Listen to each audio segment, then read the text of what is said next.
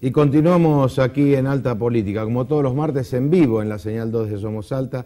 Como decía al comienzo del programa, este gran desafío que tenemos en estas elecciones cuando vamos a elegir diputados nacionales, cuáles son realmente nuestras aspiraciones como salteños y sobre todo, decíamos, a nivel regional, qué es lo que qué defienden nuestros diputados, y por eso estamos aquí hoy con José Vilariño. Muy buenas noches, José. Un gusto saludarlo a los dos y a la audiencia del programa, realmente un gusto. Siempre por cuestiones de trabajo coincidimos en el pero bien hoy estamos en Salta. Hoy estamos en Salta, sí. José, yo decía esto de que más allá de cualquier proyecto o modelo, digamos, de lo nacional, los legisladores de cada provincia representan al pueblo de esa provincia, y sobre todo porque hay muchos temas que hacen al desafío de la región y en este caso de Salta. Sin ninguna duda, yo me gustaría por lo menos encarártelo en dos aspectos. Uno, me parece que primero esta definición, digamos, no hay posibilidad de desarrollo de una provincia, una región, si al país no le va bien. Digo, esto tenemos ejemplos históricos. Es más, cuando hay crisis en la Argentina, lo que más sufrimos son justamente regiones y provincias como la nuestra, donde las asimetrías económicas, sociales, son muy grande con respecto a la zona central. Definido esto, yo por eso soy parte de un proyecto nacional que me parece ha puesto al país de pie, ha recuperado el Estado para ponerlo al servicio de la economía, y obviamente faltan muchas más cosas. Y en eso sí está la visión regional, porque yo digo, por más capacidad que tenga un legislador, mayor voluntad que tenga, 1 en 258, como dice el criollo, una golondrina no hace verano. Si acá no nos juntamos, primero, los legisladores de la provincia, y segundo, tomamos un enfoque regional, no vamos a tener gravitación frente a esta masa crítica. Yo doy el ejemplo que siempre digo, porque por ahí quedan en mero voluntarismo para cumplir formalmente con el electorado, pero en realidad sabemos que no estamos haciendo nada para solucionar los problemas, ¿no? Es decir, yo cumplo, yo digo, voy a sacar tal ley, ¿no? Claro, la presento, pero yo sé que no tiene ninguna viabilidad si yo no construyo desde esta lógica. Para darte un ejemplo y que la gente lo entienda, el Fondo Especial del Tabaco, que muchos lo quisieron sacar y manotearlo, ¿no es cierto? Que nosotros logramos que cuando vino el presidente Néstor Kirchner, el actual presidente, lo restituya, y después avanzamos en una ley para que no dependa de la buena o mala voluntad del presidente de turno. Y sacamos una ley que hoy te diría le da viabilidad al sector. Hoy son 1.200 millones de pesos, fruto de esta ley, y que hoy le permite tener al sector produciendo, porque si no vos sabés, por grandes problemas de stock y todo lo demás. Y fue una pelea de Salta y Jujuy bueno, histórica, y eso, ¿no? Te ¿no? quiero decir, que fue, pero ¿cómo logramos esa ley? Juntándonos 7 provincias, donde juntamos 60 legisladores de todas orientaciones políticas, porque estábamos defendiendo una producción regional, y eso nos dio masa crítica para sentarnos a negociar, porque así es la cosa y la gente lo tiene que saber, porque así como provincia de Buenos Aires, que tienen un volumen y una masa de representación mucho mayor que la nuestra, nos imponen números y nosotros no somos capaces de tener estas visiones regionales. Por eso yo creo que nosotros tenemos que trabajar en esa dirección, y tenemos muchos temas comunes de infraestructura sobre todo, y por eso esta idea del fondo de convergencia que el gobernador de la provincia lo está teniendo. Nosotros ya hemos hecho algunos ensayos legislativos, nos hemos reunido en la provincia de La Rioja, hemos presentado algunos proyectos que están actualmente en comisiones, pero me parece que el gran desafío, no solo de los legisladores salteños que vayan, sino de la región, es poner una ley que nos ponga unos fondos determinados, aporte de la nación por un tiempo determinado para justamente esas brechas achicarlas y que vayan todas a obras de infraestructura, fundamentalmente de desarrollo económico. Eso es clave, porque sí, si no tenemos infraestructura no va a poder hay ninguna opción. No, si no, no se puede. Diputado, usted es un hombre histórico del Frente para la Victoria, así que le voy a preguntar de política. Con todo gusto. Todo este tiempo se ha hablado de la influencia del gobierno nacional, de la conducción nacional del Frente para la Victoria, respecto del tema de candidatura. Sin embargo, en Salta vimos que no fue un tema de conversación. ¿Cómo fue qué influencia ha tenido el gobierno nacional en cuanto a los candidatos que hubo en Salta? Porque toda esta movida que nosotros escuchamos a nivel nacional de la influencia del gobierno nacional, de la cámpora, de ver esta designación de candidatos un poco en desmedro del peronismo, en desmedro del sindicalismo. ¿Qué ha pasado en Salta que no tuvimos ese ruido? No, fundamentalmente tenemos la conducción de un gobernador que sabe de política. Es un hombre muy capaz y que sabe de política. Y quien sabe de política entendía que en todos estos armados electorales había un hombre que tenía los pies en el barrio, que estaban los armados, que se llamaba Néstor Kirchner, que normalmente está ausente por su muerte. Está claro que obviamente se iban a encontrar frente ahora a un nuevo escenario que lo tiene que asumir la Presidenta de la República con sus colaboradores, y me parece que ellos se centraron claramente en los 5 o 6 distritos electoralmente de mayor peso. Y acá estuvo la capacidad de gobernadores, como puede ser el nuestro, como puedo nombrarte el de Jujuy, puedo nombrarte el de San Juan, que han llevado esquemas que contemplen las realidades políticas de cada lugar y la han llevado más bien como un aporte a la solución, ¿no es cierto? Y no se han dejado, digamos, en cierta manera... como Berna en La Pampa. Claro, como Berna, o que le pase a Alperovi cuando fue con la lista y le cambiaron uno, ¿no? O la provincia de Buenos Aires, que fue conflictivo, digamos. Que mirado de lo nacional tiene su lógica, porque si vos sos presidente de la República, que en el año 2007 llevaste en tu boleta senadores y diputados nacionales, que en la primera dificultad política fue el conflicto del campo, se te pasaron, pero además, animosamente en contra, ¿no? Yo me preocuparía, vos o cualquier ciudadano que le haya sucedido esto. Entonces, me parece que ella, sabiendo que está asumiendo un frente de desafío de un segundo mandato, donde obviamente hay que profundizar muchas políticas, donde va a haber que avanzar sobre algunos aspectos muy importantes, o sea, tocar intereses, yo me fijaría en los diputados. Lo que pasa, diputado, que sonó más a una cuestión casi como un unicato, el hecho de definir el candidato y no dejar que inclusive, salvo como dice Eduardo, en Salta no tuvimos ese problema. Claro, ¿cuáles son los límites? Se nacionalizó el problema, ¿no? Claro, pero son las dos cosas, digo, hay que tener en cuenta esta mirada que yo tengo porque es atendible. Si yo fuera, haría exactamente lo mismo. A ver... o a lo mejor buscaría consenso. No, obvio, busco consenso. Bueno, digo, pero ahí está la inteligencia, por eso reconozco la capacidad del gobernador, que le llevó, en vez de un problema, le llevó una solución. Es decir, mira, yo creo que este es el mejor esquema, reproducir el armado político que tuvo un fuerte respaldo de los salteños el 20 de abril, yo lo llevo, incluso lo agrando con el gran consenso que tiene la presidenta y le llevo una solución, donde ella tiene garantía de gente que está dentro, como también le da garantía de esta expresión política de Salta. Y eso me parece que es una habilidad, sin ninguna duda, del gobernador, el doctor Juan Manuel Urtubey. Y hay otros gobernadores, te puedo citar el de Jujuy, como te dije, el de San Juan. Y en otro, bueno, han estado esos tironeos que pareció, ¿no es cierto? Pero porque suena a veces hasta casi contraproducente.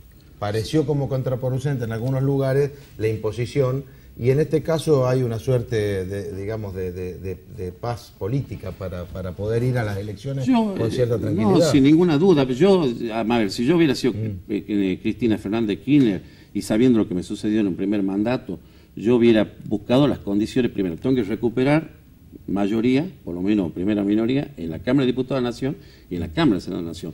Por lo tanto, yo no puede ocurrirme lo que le pasó, por ejemplo, acá en Salta, que los 3 senadores que fueron con la boleta de Cristina Fernández de Kirchner trabajaron operativamente en contra, ¿no?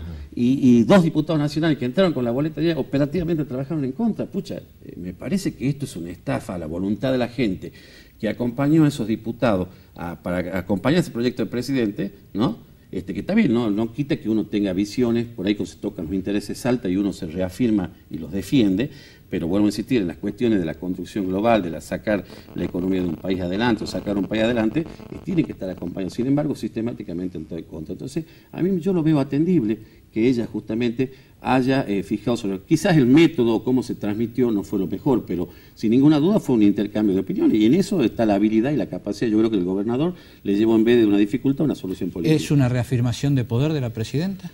Y yo creo que sí, sin ninguna duda. Nadie va a desconocer que es una persona que, vos fíjate, tanto Néstor Kirchner, que asumió con el 23%, o ella con el 45%, al otro día de estar asumida, y a ustedes que son periodistas muy leídos y que realmente están muy bien informados, no le daban 3 meses de mandato, porque veían una incapacidad, primero por ser mujer, ¿no? Y segundo, por la realidad política, y sobre todo cuando empezó a aparecer el disparador de eso, que fue el conflicto con el campo. Sin embargo, una persona que demostró tener la capacidad, la fortaleza y las convicciones, no solo de sortear esa dificultad política, sino de dificultar en el año 2009 el gran escenario dificultoso que fue el escenario internacional en lo económico y en lo financiero. En el 2010 superar la muerte de su pareja y compañero de toda la vida, que sin ninguna duda era un auxilio político formidable, un hombre que yo diría un loco de la política, esos animales políticos, se levantaba a las 8 de la mañana. Yo me acuerdo el día que votamos la 125, que se votó el famoso voto de Cobo, y él era a las 5 de la mañana, todo destruido, muerto, y a las 9 estaban sonando los teléfonos a todos, ¿no?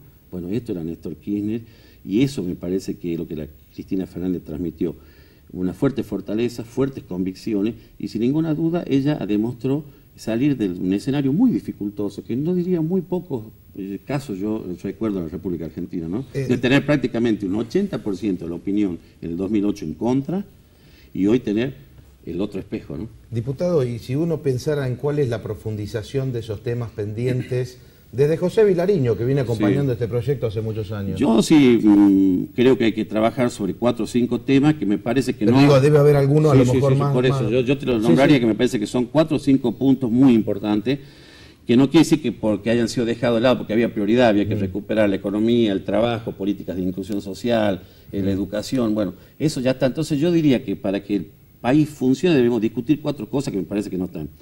El sistema financiero argentino, yo quiero que existan los bancos que sigan ganando, pero sí quiero que el crédito al servicio de un trabajador normal que gana 3.000, 4.000 pesos, que pueda acceder a una vivienda. Porque usted sabe hoy que los bancos ganan lo que no ganaron nunca. Y además para acceder a una vivienda, hoy únicamente una familia que gane 10.000 pesos más para arriba, que es un sector muy chico. Yo quiero por eso que los bancos sigan teniendo rentabilidad, pero sí que una nueva ley que los imponga, que ellos pongan y tengan capacidad de riesgo. Si no, en Argentina nunca hay crédito. No hay crédito ni para vivienda, ni si vos tenés una capacidad laboral o un oficio, tengas para adquirir insumos, bienes de capital, o una pequeña pyme, que hoy también es inaccesible. Me parece que hay que reformar el sistema financiero. Está claro que hay que reformar la política energética, así como está, no se puede seguir con los parches. Hoy el crecimiento del país lo hemos sostenido únicamente con el aporte del Estado, con cualquiera de los programas, Energía Plus, bueno, Güemes es testigo de eso. Ahora el 28 que va a inaugurar, el 27 de la Casa de la Presidenta, vamos a inaugurar una planta de 40 megavatios con el programa de biodiesel, con la empresa El Ingenio del Tabacal, que va a ser puesto esos 40 megavatios, parte para su consumo interno y el resto al sistema interconectado nacional. Pero esto te demuestra a las claras que todos los aportes para resolver los problemas del crecimiento económico y la necesidad energética lo ha hecho el Estado. Lo del sector privado, que es gran rentable, incluso tiene una retención del 10%, bueno, tendría que modificar esa política y hacer que realmente pongan plata, invierta para tener más yacimiento y más gases, y no como somos rehenes los ciudadanos, y en eso hay una ineficiencia del Estado, que en esta época de fuerte consumo nos aprietan, somos nosotros la mortadela del sándwich. ¿Por qué? Porque piden o modificar los precios, que se aumenten, o que le den un cupo para exportar, que obviamente a mayor precio, o cambiar la matriz de comercialización, que ustedes han visto que realmente quieren ir a naftas premium.